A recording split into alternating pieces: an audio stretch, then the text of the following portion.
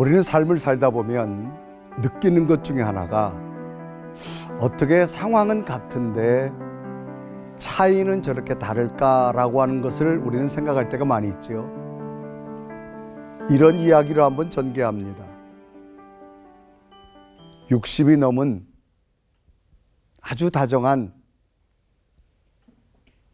여자 두 분이 음악회를 갔습니다.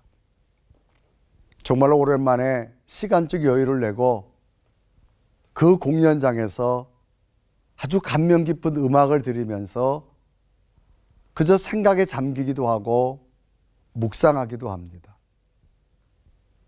약 1시간 정도 되는 음악회를 잘 마쳤습니다. 그리고 나와서 이 두 친구는 카페에서 차를 마시게 됩니다. 서로 이제 조금 전에 감명 깊게 들었던 음악회 이야기를 하게 되지요. 그런데 갑자기 한 친구가 울음을 터뜨리는 겁니다. 막 우는 겁니다. 깜짝 놀랐어요. 아니, 왜 너는 이 지금 우리 음악회 이야기를 하는데 울고 있니? 그때 이 친구가 말합니다. 나는 오늘 이 음악회에 나오는 두 번째 곡을 들으면서 가슴이 메이어져서 들을 수 없었다라고 말합니다. 왜 그러니? 라고 묻습니다. 그것은 내 남편을 처음 만나서 우리가 교제 중에 음악회를 갔는데 그때 그 음악을 너무 감명 깊게 들었다는 겁니다. 그런데 왜 우니? 라고 말합니다. 그런데 그 남편은 지금 자기보다 먼저 세상을 떠나서 그 음악만 들으면 먼저 하나님 나라 간 남편을 생각해서 울을 수밖에 없다라고 말합니다. 그런데 한 친구는 똑같은 음악을 들었는데 그는 굉장히 즐겁고 발랄하게 음악을 들었습니다. 그도 청년 시절에 많은 친구들과 다니다가 그 음악의 그 장면을 생각하면 자기가 젊었을 때 그 기쁨을 이루 헤아릴 수 없었다라고 말합니다. 그래서 자기는 그 음악만 들으면 그 젊었던 추억이 생각이 나서 환희가 나고 감격이 난다라고 말합니다. 똑같은 상황의 음악회를 들었는데 한 사람은 환희와 감격이 있다면 한 사람은 슬픔의 모습이 되어졌다라고 하는 겁니다. 왜 이렇게 같은 상황인데 다른 차이가 있을까라고 하는 겁니다. 여기에는 여러 가지 아마 요소가 있을 겁니다. 그러면 성경에 나오는 사람들은 이런 같은 상황에서 이런 차이가 왜 생겼는가를 한번 찾아본다면 저는 성경에 나오는 수많은 인물 가운데 다윗이라고 하는 한 사람을 한번 생각해 보고자 합니다. 다윗은 이스라엘과 블레셋의 전쟁 가운데 사울 왕을 만남으로 말미암아 그 전쟁 속에서 패전하고 절망할 수밖에 없는 나라를 대반전으로 이루어 놓은 한 사람이 바로 이 다윗입니다.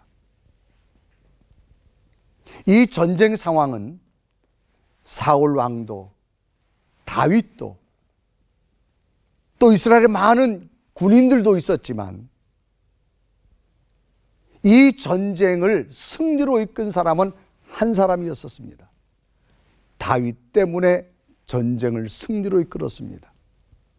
그러면 다윗에게는 어떤 것이 있었기에 그 똑같은 상황에서도 차이가 나며 패전할 수밖에 없는 전쟁을 승리로 이끌었을까를 한번 찾아본다면 그 다윗 속에 가진 것, 오늘 우리들도 갖는다면 우리에게 주어진 똑같은 상황이 늘 펼쳐진다 할지라도 패배하는 삶이 아니라 좌절하는 삶이 아니라 승리할 것이고 새로운 꿈을 꿀 수 있는 미래의 삶이 될 것이라고 생각됩니다.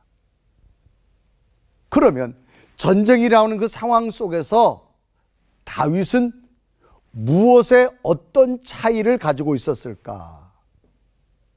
첫째로 본다면 다윗은 생각이 달랐습니다.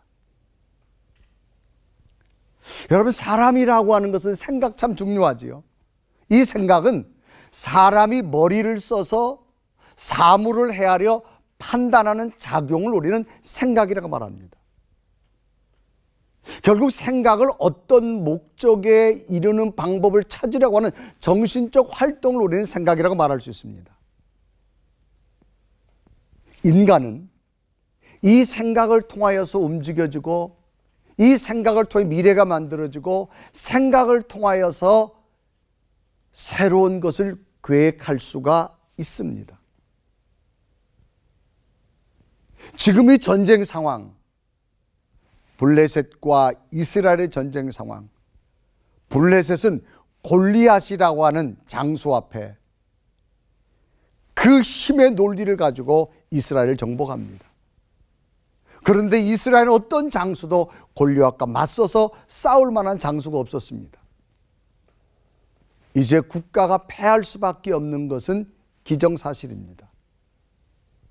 이럴 때 다윗이 아버지의 심부름을 따라서 그 전쟁터에 가서 사울 왕이 처해진 현실, 다윗이 처해진 현실을 보게 됩니다. 모두가 다 이제는 전쟁의 패배를 생각할 수밖에 없는 그때에 어린 소년이었지만 다윗은 다른 생각을 합니다. 이런 절망 속에서도 하나님의 역사는, 하나님의 계획은, 하나님의 사건은 일어날 것이다. 결국 다윗이 전쟁을 승리로 이긴 것은 가장 작은 포인트 출발 하나가 생각의 차이였습니다. 그래서 다윗이 골리앗과 싸워서 나가서 능히 이기겠다고 말을 합니다. 그런데도 이 사울 왕의 대답은 전혀 달랐습니다. 너는 안 된다라고 말합니다. 저는 어려서부터 용사였고 너는 소년이라고 말합니다. 이때에 다윗의 참 말이 중요합니다. 왕이여, 낙담하지 말라고 말합니다. 여러분, 낙담이란 말은 자기가 계획하고 자기가 무엇을 하려고 하는 것 뜻대로 되어지지 않을 때 마음에 상처로 남는 것이 낙담이라 그렇게 말할 수 있습니다. 왕은 지금 도저히 되어줄 수 없는 상황을 말합니다. 그런데 다윗은 할 수 있는 생각으로 접근합니다. 생각은 건축의 설계 도면과 같다, 그렇게 말할 수 있습니다. 건축물은 건축의 설계사가 설계되어진 대로 만들어집니다. 우리의 인생의 미래는, 내일은 오늘 내가 어떤 생각을 가지고 있느냐에 따라서 내일이 결정되는 겁니다. 어떤 정신적 활동을 내가 중요하게 여기느냐가 중요합니다. 지금 다윗과 사울의 상황은 블레셋 앞에 패전할 수밖에 없는 상황입니다. 그런데 다윗의 생각은 사울 왕에게 말합니다. 낙담하지 마십시오. 하나님이 이 전쟁에도 새로운 뜻과 계획이 있음을 말하게 됩니다. 그러면 다윗이처럼 말하게 된 것은 그 다윗 속에는 하나님이 나를 돕는 분명한 생각이 있었기 때문입니다. 어떤 생각을 가지고 살아가느냐 참 중요하지요. 하루를 행복하게 살기 원한다면 행복할 수 있는 생각을 먼저 하십시오. 그러면 그 생각대로 사람은 움직여지기 시작합니다. 그런데 생각이 불행을 먼저 생각하고 불만을 먼저 생각한다면 그 사람에게는 어떤 환경이 주어져도 그분에게는 행복함이 없을 겁니다. 즐거움이 없을 겁니다. 왜? 언제나 그는 불행한 생각이 가득 차 있기 때문입니다. 똑같은 환경 속에서 내일의 미래를 어떻게 만들어갈까? 첫째는 생각의 차이입니다. 그런데 인간은 인간이 만들어낼 수밖에 없는 생각밖에 없어요. 그런데 내 속에 하나님이 함께하면 인간이 만들어낼 수 없는 하나님의 생각, 하나님의 지혜, 하나님께서 부어주시는 또 새로운 차원의 정신적 활동이 우리에게 주어질 수 있다고 하는 겁니다. 두 번째로 다윗에게 있었던 것은 언어의 차이였습니다. 똑같은 상황입니다. 지금 다윗은 생각이 하나님이 나를 돕는다라고 말합니다. 그런데 사울 왕의 생각은 골리앗만 보이는 겁니다. 저 골리앗 앞에 어떤 장수도 나가서 이길 수 없다라고 말합니다. 그런데 이 다윗은 분명히 말합니다. 하나님이 오늘 나를 도우면 내가 지금까지 양을 치고 들에서 모든 소를 먹이며 풀을 뜯어 먹일 때 맹수들이 나타나서 저들을 물어갈 때 하나님이 나를 도우셔서 승리케 하셨으므로 이 전쟁도 하나님은 나로 하여금 승리케 할 수 있다는 분명한 희망적인 말을 하게 됩니다. 우리의 언어 참 중요하지요. 우리의 마음은 보이지 않습니다. 우리의 정신적인 세계는 보이지 않습니다. 그러나 인간은 우리 입에서부터 나오는 언어를 통하여서 자기의 내면이 표출됩니다. 그래서 이런 비유도 하지요. 인간의 언어는 누에 고치와 같다라고 말합니다. 누에 고치는 실로서 단단하게 자기 집을 짓고 살아갑니다. 그것은 자기 입에서 나오는 실을 가지고 끊임없이 집을 짓고 살아갑니다.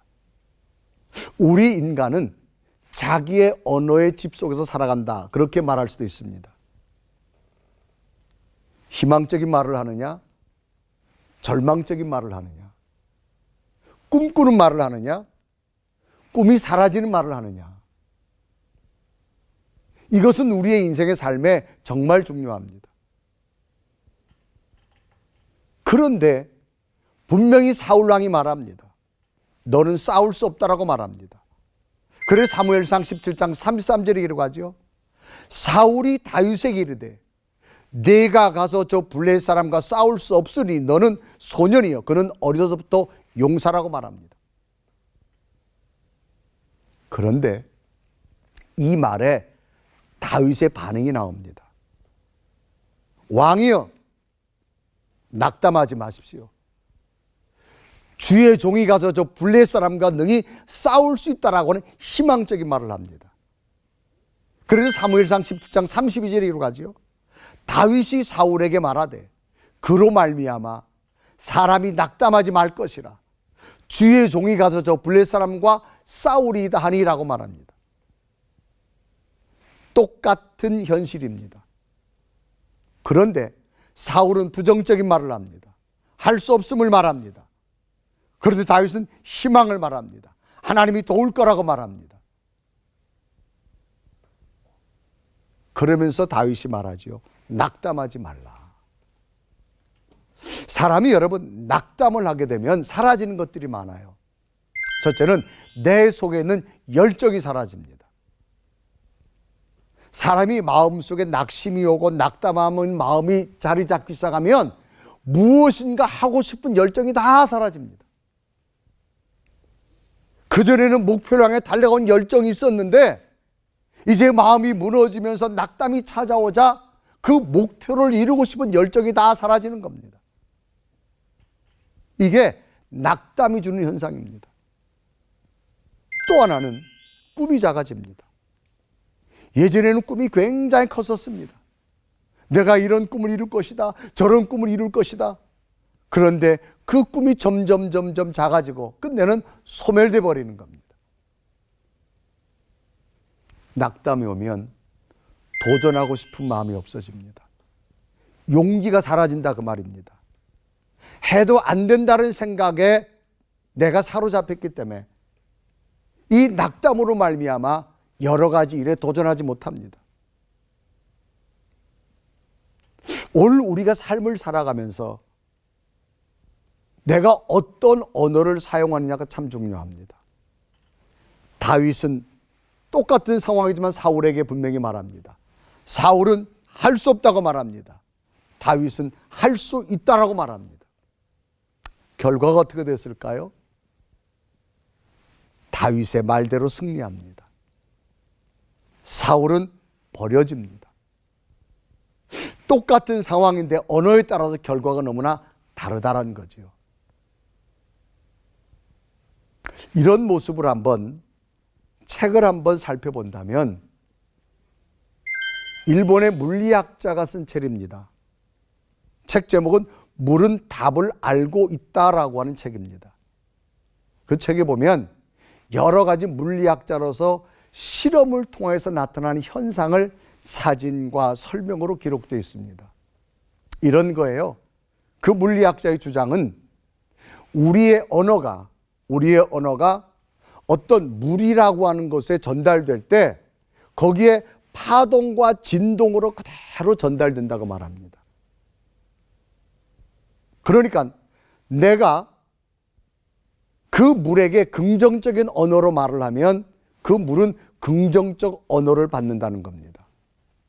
그런데 내 언어가 부정적인 말을 하면 부정적인 내용의 언어가 그대로 물에 전달된다는 겁니다. 그러면서 그는 이런 설명을 하지요. 똑같은 용기에다가 물을 놓았습니다. 한쪽 물에는 긍정적인 언어를 전달합니다. 물, 너 사랑해, 너 이뻐, 정말 좋아, 너는 잘 될 거야 라고 하는 언어로 전달합니다. 또한 언어는 부정적인 언어를 전달하죠. 물, 너 나빠, 미워, 너 안 될 거야. 부정적인 언어를 전달합니다. 똑같은 온도, 똑같은 시간에 놓았는데 긍정적 언어가 전달된 물과 부정적 언어가 전달된 물에 썩는 속도가 다르더라는 겁니다.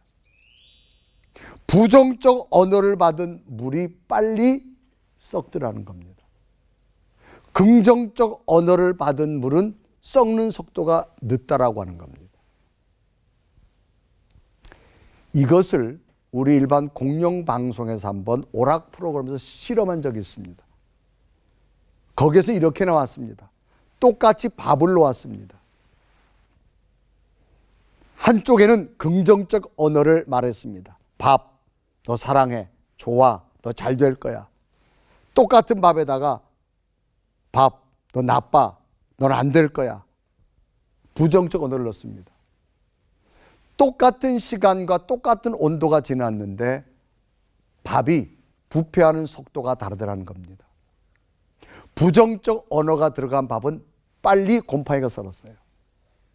그런데 긍정적 언어가 들어간 밥은 부패 속도가 훨씬 늦었습니다.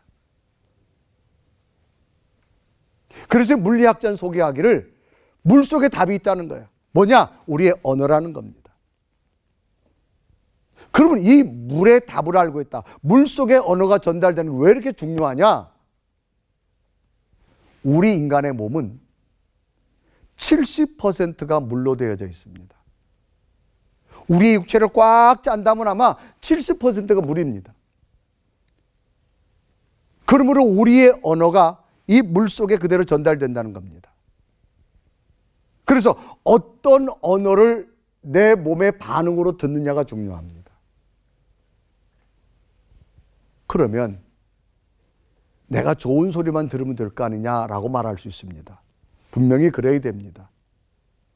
중요한 포인트는 귀라고 하는 것은 어떤 소리든지 다 듣습니다. 내가 말을 하면 상대편이 먼저 듣기 전에 상대편의 귀보다 가장 가까운 것이 내 귀입니다. 자신의 귀라 그 말입니다. 그러니까 내가 부정적인 언어를 말하면 내 몸에 벌써 부정적 현상이 나타난다는 겁니다. 내가 긍정적이고 희망적인 언어를 사용하면 내 몸에서부터 긍정과 희망이 된다는 겁니다.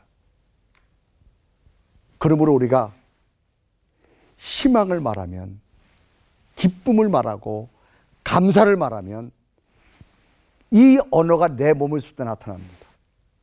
나는 잘 될 거야. 하나님이 나와 함께 할 거야. 하나님 나를 도울 거야. 그런 희망적 언어를 사용하면 내 몸에서부터 새로운 반응이 나타나기 시작합니다. 그런데 내가 포기적인 언어, 절망적인 언어, 파괴적인 언어를 사용한다면 스스로 내 몸은 파괴되어져 버리고 맙니다. 사울은 분명히 똑같은 상황인데 부정적인 언어를 사용해서 사울은 비참하게 왕이었지만 버려진 인생으로 끝납니다. 다윗은 소년이었지만 하나님이 함께하는 희망의 언어는 끝내 이스라엘의 위대한 왕으로 남게 되더라는 겁니다. 똑같은 상황이지만 언어의 차이가 이렇게 크다라는 사실을 봅니다. 마지막은 행동의 차이였습니다. 생각도 다르고 언어도 다르고 난 행동도 달라지는 거예요. 이제 사울은 전쟁은 이기고 싶지만 골리앗과 나와서 싸우고 싶은 행동을 하지 않습니다. 그래서 다윗이 나간다고 할 때 자기의 갑옷과 투구를 오히려 이 어린 소년에게 빌려주는 겁니다.